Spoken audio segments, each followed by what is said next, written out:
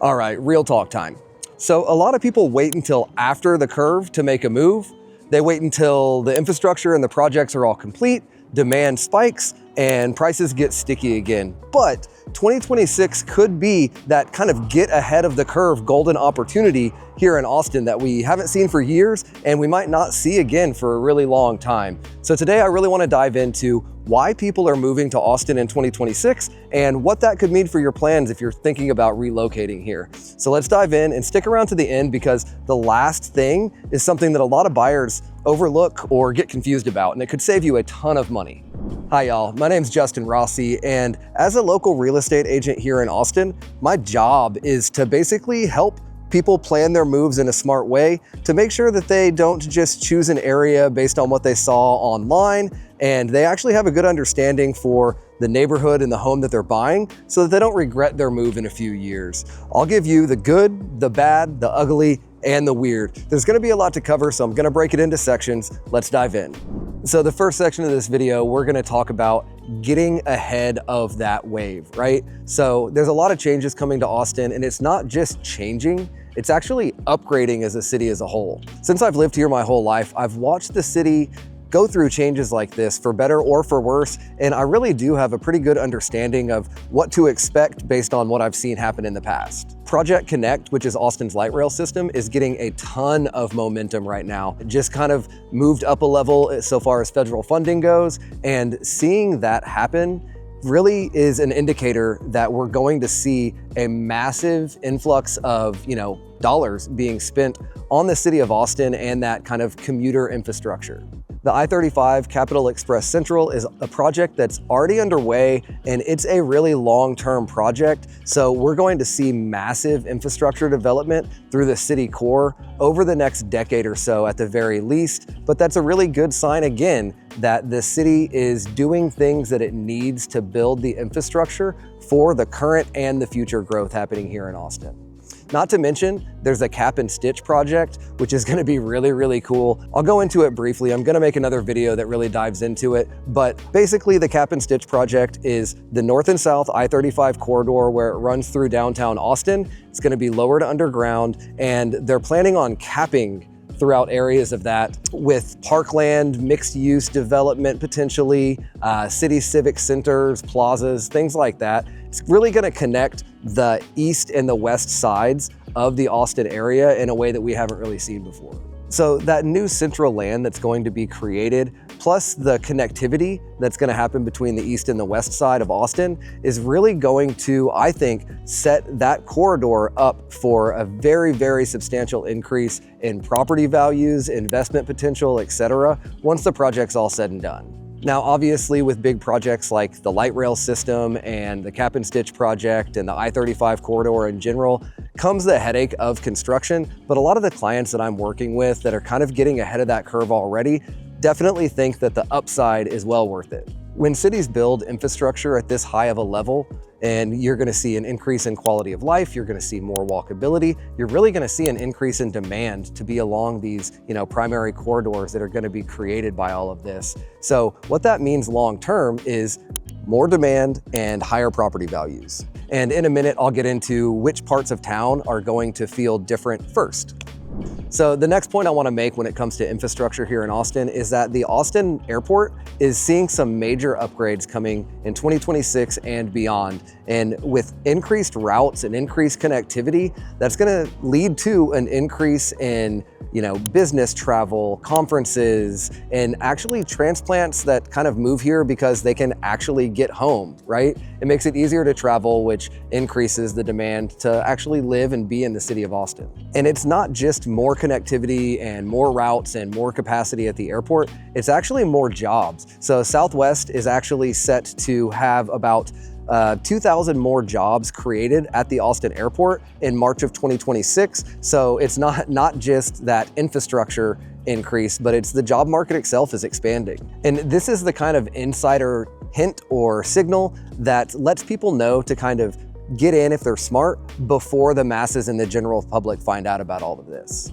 And by the way, if you're considering making a move to the greater Austin area, that's exactly why I make these videos. I do want to hear from you. I'd love to connect. So reach out. You're going to see my info on the screen, and we can schedule a one-on-one strategy meeting so we can come up with a plan to make sure that you make a smart move, not just a move to the Austin area.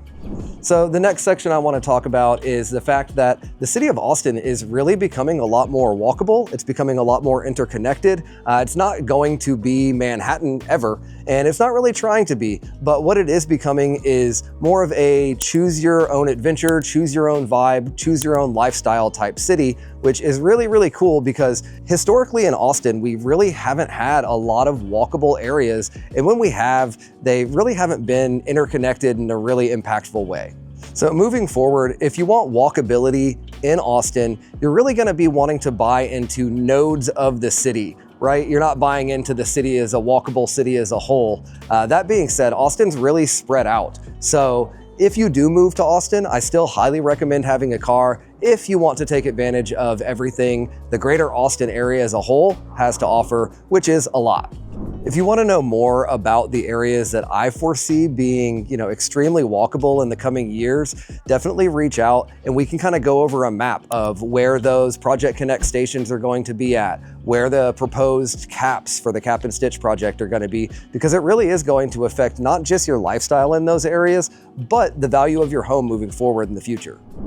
So in the third section, I want to talk about Austin leveling up as a destination as a whole. So Austin has always been a entertainment and kind of tourism-based destination, but it's really, really evolving when it comes to the world map. We've got things like the Circuit of the Americas and F1 weekend. We've got the Austin FC at Q2 Stadium. We've got absolutely world-class dining opportunities. So the world is taking note of the city of Austin when it comes to, travel for business, travel for conferences, just all of the things that are really putting Austin on the map and giving the other world destinations a little bit of a run for their money. And when desirability and notoriety comes at kind of a luxury level like it is here in Austin, then buyers and demand kind of take note, right? You see more and more people flocking to areas that are more and more popular. So here's the weird part. Half my clients kind of seem to move here for the lifestyle and then realize that the opportunity in the job market is better than they anticipated. And then the other half tend to move here for relocation for a job. And then they absolutely fall in love with the lifestyle. The good news is that both people and both types of buyers end up fairly happy here in the city of Austin.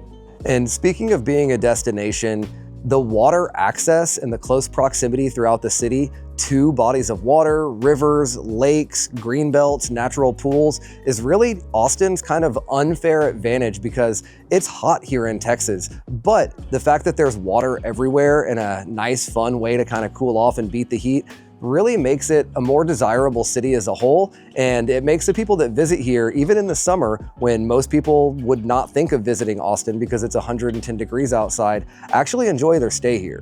Now, if you're planning a scouting trip, so to say, when you're kind of thinking about relocating to the city of Austin, text the number on your screen with the word relo or scan the QR code and I'll send you a copy of my Ultimate Austin Relocation Guide. So in the next section, I kind of want to talk about Austin being a magnet for people that are building things, right? Austin attracts people that are building not just careers, they're building lives, and quite literally, they're building houses. So when you see things like airport expansion, local transit momentum, and continued and expanding infrastructure development, residential and commercial development, plus an amazing lifestyle that you have here in Austin, entrepreneurs really follow that energy. And speaking of building and expansion, you've just got tons of micro cities within Austin. I've said it before jokingly, but Austin has 15 or 20 different Austins within the city of Austin. So you've got condos downtown, you've got hill country laid back lifestyle in places like Dripping Springs, you've got waterfront luxury, you've got mega suburbs like Cedar Park where it just feels like a big neighborhood. You've got, options for young families, young professionals, growing families, high earners, and tons of growth happening within the surrounding area in suburbs like Pflugerville, Round Rock, Kyle, Buda. It's just expanding at a really high rate in pretty much all directions. So if you're considering the greater Austin area, you really do have a ton of choices, which is really desirable for a lot of people. And one thing that people often overlook and is underrated when it comes to relocating to the city of Austin is that as not just the city core, but those surrounding areas we talked about kind of mature, they end up improving the quality of life. You've got access to more amenities, and they just become more and more desirable. I know I'm using that word a lot, but there is just so much that the greater Austin area has to offer people that are thinking about living here or already do live here. And I foresee a lot of announcements when it comes to infrastructure, retail development, and growth along those growing corridors, both within the city center and the suburbs. So the fifth and final point is the big one that you all stuck around for, and that's why 2026 is the buyer's window here in Austin. So that means that the opportunity and the leverage and negotiation that buyers have is really high, specifically here in the city of Austin and the surrounding areas. So this is a thing that most relocation buyers often overlook altogether, and they're too busy reading the doom and gloom headlines about how bad the market is, how high interest rates are, that they don't realize that there is a huge opportunity in the city of Austin happening right now, and it puts all of the power in the buyer's hands. Let's face it, interest rates have been high for the past few years, and there's no skirting around that, right? And I don't think, even if we do see interest rates drop, I don't think we're gonna see them go back to COVID levels where people are getting houses in the 2 and 3% interest rates. It's just not gonna happen again.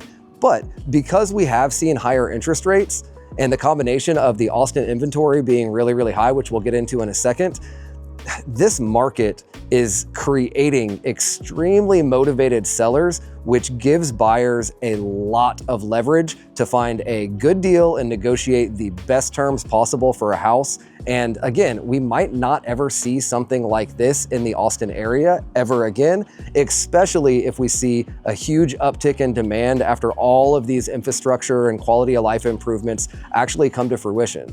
So because of those higher interest rates, we're seeing homes sit on the market for a lot longer than we typically do in the Austin area. And that's leading to sellers, whether they be resale, traditional home sellers, or builders, actually getting really desperate and doing just about anything to get buyers in the door and get an offer on the table. Austin was recently ranked the #1 buyer's market in the entire United States. And that's just being extrapolated by the fact that during COVID, builders overbuilt. They got a little bit overzealous, in my opinion, and they just bought way too much land. They started way too many projects. And to this day, years later, they still haven't finished actually constructing those homes that they started. So we're already at a really high level of inventory in the Austin area. And as these new builds complete, it just keeps getting higher and higher, which is giving a lot more power to buyers in the market here. So if you're relocating to Austin, negotiate contracts like a pro. Don't just negotiate price, negotiate terms, negotiate concessions, negotiate inspection results. Don't just think about the final asking cost. Think about all the things that the seller could actually do for you, because again, these sellers are motivated right now. So let's recap everything that we've talked about today, because the list has been quite substantial, right? So I'm gonna have to reference my notes, I'm sure, throughout this, but to get started, we've got infrastructure and transit momentum. We've got real job potential and growth happening here in Austin. We've got airport expansion. We've got destination city energy. We've got water, nature, lifestyle. We've got tons of options in Austin and the surrounding areas. And we've got a potentially limited buyer's market window that people should really be taking advantage of before the boom happens. So if you're interested in talking more about your plans to relocate here in Austin, that's exactly why I make these videos. I would absolutely love to connect and help custom tailor a strategy so that you make a smart, positive move to Austin, not one that you're going to regret in a year. So now's the opportunity to negotiate terms, inspection results, and offer price. Don't just negotiate and make offers based off of the price. Negotiate and make offers off of the terms and what the buyers can do for you. As always, don't forget to subscribe. I drop new videos on what it's like to actually live here in the city of Austin every single week. And comment below, what areas are you interested in and what is drawing you to Austin? Is it the schools? Is it the lifestyle? Is it work? Is it something else? I'd love to hear from you, and I'd love to know in the comments below. Until next time. I forgot to mention, if anybody's curious, this awesome place that I'm at here, I am at the Hope Outdoor Gallery here in Austin. I actually chose this location because I wanted to talk about the airport expansion, and I'm not sure if you guys have been able to hear it, but I'm right next to the Austin airport. If you guys can hear the planes flying over, I'm not sure if it's gonna pick up on the audio, but that's the reason I chose this location. Plus, I just like the artwork.